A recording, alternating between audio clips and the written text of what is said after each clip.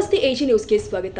ಸಾರ್ವಜನಿಕ ಸ್ಥಳದಲ್ಲಿ ಬಯಲು ಮೂತ್ರ ವಿಸರ್ಜನೆಯನ್ನು ತಡೆಗಟ್ಟುವ ಉದ್ದೇಶದಿಂದಾಗಿ ಬೀದರ್ ಮಹಾನಗರ ಪಾಲಿಕೆ ನಗರದಲ್ಲಿ anti urine reflective steel sheet ಅಳವಡಿಸುವ ವಿನೂತನ ಯೋಜನೆಗೆ ಚಾಲನೆ ಕೊಟ್ಟಿದೆ. ಕನ್ನಡಿಯಂತೆ ಪ್ರತಿಬಿಂಬ ತೋರಿಸುವ ಈ ವಿಶೇಷ ಸ್ಟೀಲ್ ಶೀಟ್ಗಳನ್ನು ಸಾರ್ವಜನಿಕರು ಹೆಚ್ಚಾಗಿ ಬಯಲು ಮೂತ್ರ ವಿಸರ್ಜನೆ ಮಾಡುವ ಸ್ಥಳದಲ್ಲಿ ಅಳವಡಿಸಲಾಗ್ತಾ ಇದೆ.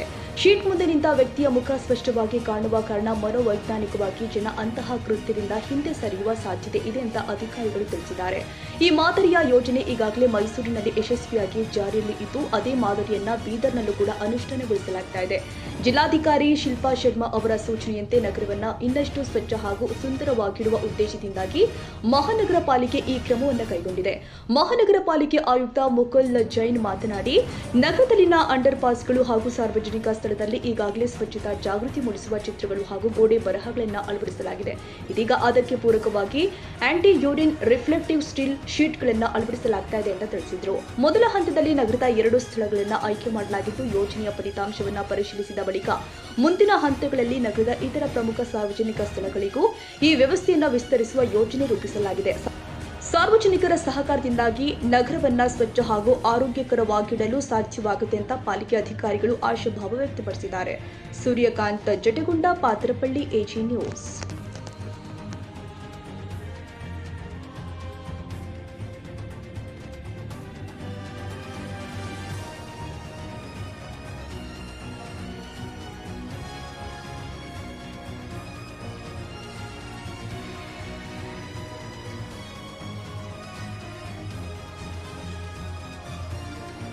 ಕನ್ನಡಿಗರ ಮೆಚ್ಚಿನ ನಿಮ್ಮ ಎಜೆ 24/7 ನ್ಯೂಸ್ ಕನ್ನಡ ವಾಹಿನಿ ಇದೀಗ ಟಿವಿಯಲ್ಲಿ ಲಭ್ಯ.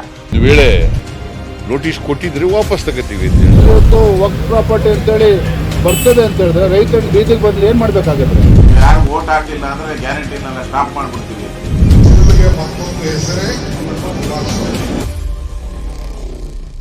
ಕರ್ನಾಟಕ ಮತ್ತು ದೇಶ ವಿದೇಶ 360 ಡಿಗ್ರಿ ಸುದ್ದಿ ಹಾಗೂ ಉತ್ತರ ಕರ್ನಾಟಕ, ಬೆಳಗಾವಿ, ಬಾಗಲಕೋಟೆ, ಧಾರವಾಡ, ಹಾವೇರಿ, ಗದಗ, ಬಿಜಾಪುರ ಜಿಲ್ಲೆಯ ಕ್ಷಣ ಕ್ಷಣದ ವಿವರವನ್ನ ಪಡೆಯುವುದಕ್ಕೆ ಎಜೆ 24/7 ನ್ಯೂಸ್ ಕನ್ನಡ ವಾಹಿನಿಯನ್ನ ಲೈಕ್ ಮಾಡಿ, ವಿಡಿಯೋಗಳನ್ನ ಶೇರ್ ಮಾಡಿ, ಕಮೆಂಟ್ ಮಾಡುವ ಮೂಲಕ ನಮ್ಮ ವಾಹಿನಿಗೆ ಸಹಕಾರ ನೀಡಿ ಮತ್ತು ಚಾನೆಲ್ ಅನ್ನ ಸಬ್ಸ್ಕ್ರೈಬ್ ಮಾಡಿ.